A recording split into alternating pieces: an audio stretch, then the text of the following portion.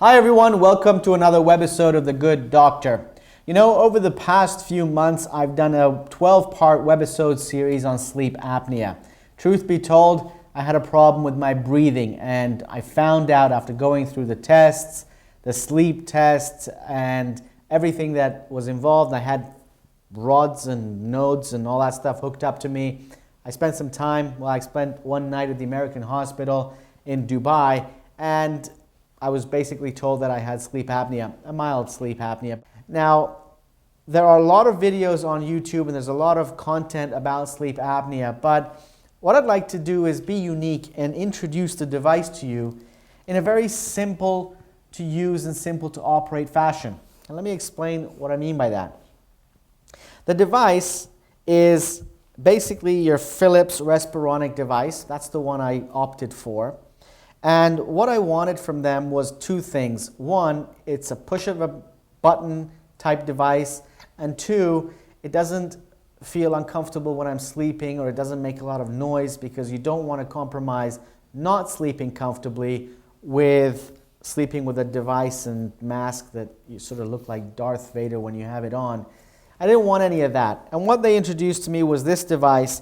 It's a device for people who have mild sleep apnea.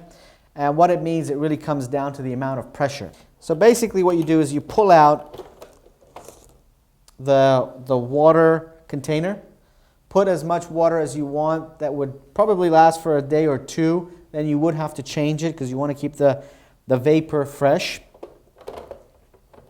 You put it back in its position, lock it down, and that's pretty much it. The other activity that you'll have to do at the beginning of the night before you go to sleep is press this button right here, which I'm about to do. I don't know if you can hear this, but you get a sound, right? Let me get it close to the mic.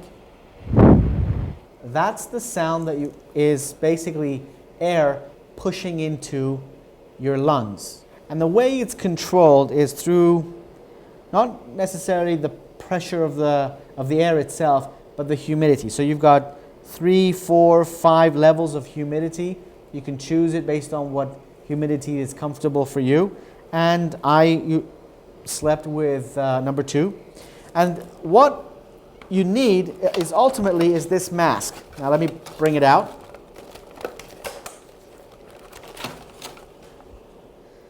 And what I chose was a mask, and there are different sizes. So you got to make sure that it covers your nose and mouth. There's 2 types. There's the type that covers your nose and mouth, and there's a type that just covers your nose.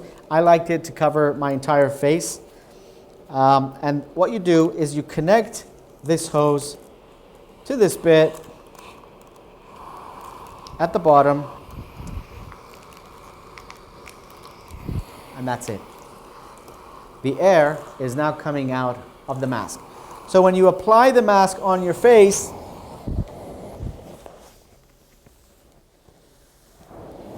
you can very comfortably breathe. It feels normal, it feels natural, and I like the fact that this part that is connected to your face is silicone, so you really feel very, very comfortable. And in the morning when you do wake up, press the button and you're done. Sleep apnea is very different from snoring. It has an effect on your body.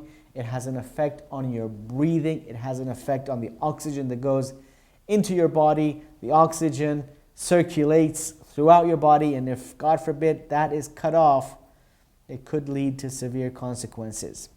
If you've got any thoughts, questions, or issues about sleep apnea, or if you'd like us to do webisode series on this particular subject beyond what we've already done, please let us know in the comment sections down below.